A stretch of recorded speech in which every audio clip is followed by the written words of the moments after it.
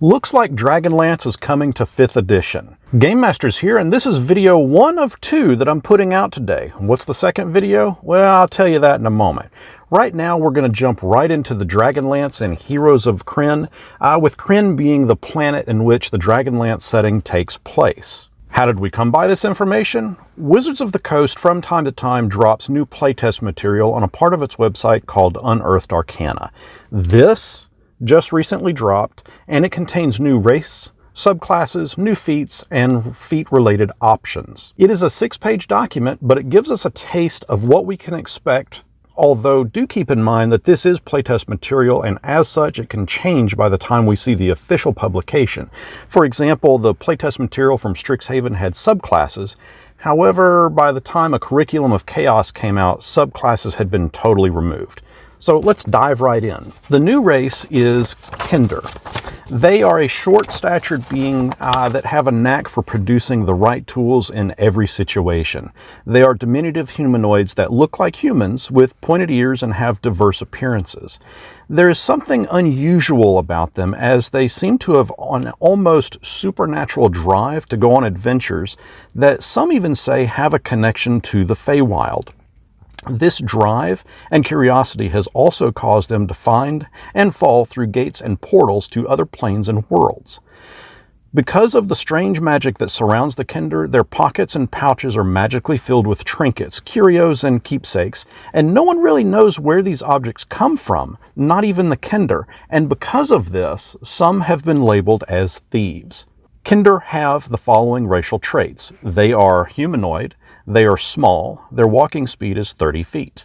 They have a trait called Brave. This gives them advantage on saving throws that they make to avoid or end the frightened condition that may be placed on them. They also have Kender Ace. Once they hit 3rd level, they can pull a magical item out of a bag or another container, and as a bonus action, you can reach into the container and roll on the Kender Ace's table to determine what you actually pull out. Said object will disappear after 1 hour, and you can use this a number of times equal to your proficiency bonus, which you regain after you finish a long rest. The table is as follows: 5d6 gold pieces, 1 simple weapon of your choice that has the light property, 1 item of your choice from the adventuring gear table in the player's handbook, 1 random item from the trinkets table in the player's handbook, a crowbar or a grappling hook, 1 item of your choice from the tools table in the player's handbook. Guys, without looking over those exact tables, I'm sure it will be incredibly easy to make a Kender overpowered just by some of the selections that you can pick from those tables. But this is why this is under playtest material. What's not found in this playtest material is me asking that if you're enjoying this video, go ahead and give it a like, a thumbs up. It helps to get this out there, and the more eyes that are looking at this, the more views I get, and I thank you for that. The Kender also has Taunt. This is a supernatural ability to home in on a creature's emotional raw nerves and craft a taunt that flusters a creature. And as a bonus action, you can unleash a barrage of insults at a creature. Are we sure it isn't April Fool's yet? The target has to pass Wisdom saving throw, else it has disadvantage on attack rolls until the start of your next turn. The Kender, on the surface, seem like it would be a fun race to play. I might roll on up this weekend for a one-shot and just see how it goes. Now, also listed in this playtest material is a sorcerer subclass, Lunar Magic. It is explained that the moon is often seen as a revered celestial body with magical properties. On Krynn, the gods of magic are associated with the world's 3 moons. On Toril, the god Selûne uses the light of the moon to battle darkness. On Aberon, scholars decipher ancient secrets from the waxing and waning of that world's 12 moons. It is further explained that you or someone from your lineage has been exposed to the concentrated magic of the moon or moons, imbuing you with lunar magic. That magic can manifest itself in the following ways. You glow faintly with light that matches the moon from your world. Your pupils shift in shape, matching the current phase of a moon from your world. Spectral manifestations of the moon or moons orbit you. Your shadow is limned with faint light, as if it were a lunar body during a solar eclipse. At first level, you get Moonfire. You can call down the radiant light of the moon on command. You gain the Sacred Flame spell. You also get Lunar Embodiment. You learn additional spells when you reach certain levels in this class. Each count as a sorcerer spell for you, but it doesn't count against the number of sorcerer spells you know. When you finish a long rest, you choose what lunar phase manifests its power through your magic: full moon, new moon, or crescent moon. At 6th level, you get Lunar Boons. Lunar phases influence your meta magic. Each lunar phase is associated with spells of the following schools of magic. Full moon, you get abjuration and conjuration spells. The new moon is evocation and necromancy spells. And the crescent moon is divination and transmutation spells. When you use meta magic on a spell from that corresponding lunar phase, you can reduce the sorcery points spent by 1. Also at 6th level, you get Waxing and Waning. You gain greater control over your lunar magic, granting you the ability to spend 1 sorcerer point to change your lunar phase. At the 14th level, you gain Lunar Empowerment. When you choose a lunar phase, you also gain the following: full moon, you shed bright light in a 10-foot radius and dim light for an additional 10 feet, with creatures in that light of your choosing gaining advantage on saving throws. New moon, you have advantage of stealth checks, and while in dim light or darkness, attack rolls have disadvantage against you. Crescent moon, you have resistance to necrotic and radiant damage. At 18th level, you have Lunar Phenomena. Your lunar phase bursts with magic. As a bonus action, you can tap into a special power of the lunar phase that you are currently in. Alternatively, you can take a bonus action to change your lunar phase while using your Waxing and Waning feature, and you can immediately use the power of the lunar phase you are entering. For full moon, you burst with radiant light, and creatures of your choice within 30 feet must pass a constitution check, else they are blinded until the end of their next turn. In addition, one creature regains 3d8 hit points.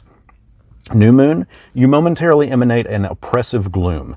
Each creature of your choice within 30 feet must pass a dexterity save, else they take 3d10 necrotic damage. In addition to that, their speed is reduced to 0. And in addition to that, you become invisible until the end of your next turn, or until you make an attack or cast a spell. With Crescent Moon, you slip through the light and darkness, magically teleporting to an unoccupied space that you can see within 60 feet. You also gain resistance to all damage until the start of your next turn. Now, if all of this makes it into the actual published version, there's going to be a lot of overpowered stuff in this. Now, we are also presented with 2 new backgrounds, the Knight of Solamnia and the Mage of High Sorcery. The Knight of Solamnia are valorous warriors that follow strict rules which guide their actions. They have athletics and survival for skill proficiencies and can use 1 type of musical instrument. As for equipment, they have an insignia of rank, a deck of cards, a set of common clothes, and a pouch containing 10 gold. There is a feature called Squire of Solamnia, granting you martial training. You are proficient with medium armor and martial weapons. You are a defensive rider. This gives you advantage on staving throws made to avoid falling off your mount.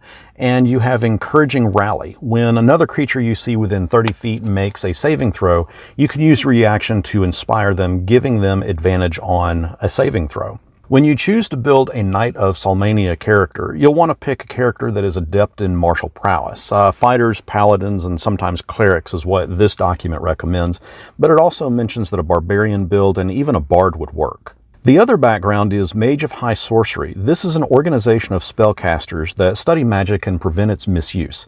In Krynn, they are also referred to as the Wizards of High Sorcery, and there are 3 orders: the Benevolent Order of the White Robes, the Balance Pursuing Order of the Red Robes, and the Ruthless Order of the Black Robes. They have Arcana and History as their skill proficiencies, and their equipment consists of a bottle of colored ink, an ink pen, and a set of common clothes, as well as a pouch containing 10 gold pieces. They have a feature called Initiate of High Sorcery that allows them to choose from one of the 3 moons of Krynn that are associated with the 3 orders: Nutari for the Black Moon, Lunatari for the Red Moon, or Solanary for the white moon. When you choose a moon, you gain 1 cantrip and 1 first level spell based on the moon you choose. In addition, you are also provided with free modest lodging and food indefinitely at any occupied tower of high sorcery and for 1 night at the home of an organization member. Recommended classes are bards, wizards, or warlocks. There are new feats also introduced here, and while I suspect the final version will elaborate with other feats, the ones listed here are associated only with the Knights of Solamnia and the Mages of High Sorcery. And there is a general feat that anyone can take if they want to be connected with a deity, and that is Divinely Favored. A god has chosen you to carry a spark of their divine power. You learn the Thaumaturgy cantrip, and 1 first level spell based on the alignment of your character as specified in the alignment spells table. These will range from warlock or wizard to cleric to druid, again all based on whichever your alignment is. Now, we already covered the Squire of Solamnia feat as well as the Initiate of High Sorcery, and while there are other feats here, I wanted to come back to something that we mentioned at the top of this video. I'm also working on a second video that will be probably posted much later tonight, possibly tomorrow, but I'm hoping today. We have in our review copy of Critical Role Call of the Netherdeep, and I'm chomping at the bit to start covering that. But I didn't want to ignore what we have been presented here with this Dragonlance playtest material. To see all of this playtest material for yourself, and I do encourage you to check it out, play with it, see how broken it is, or if you feel it's underpowered. I'll leave a link in the description below, and to start checking out our Critical Role Call of the Netherdeep videos, you can check out that playlist here. Just remember, it's going to grow as we cover more content, so if there's not much in it right now, it's going to grow, so keep checking it out. What do you think of this Dragonlance playtest material? Are you looking forward to it being published for 5th edition? Let me know in the comments below, and until next our paths cross, may your pockets be filled of magical trinkets.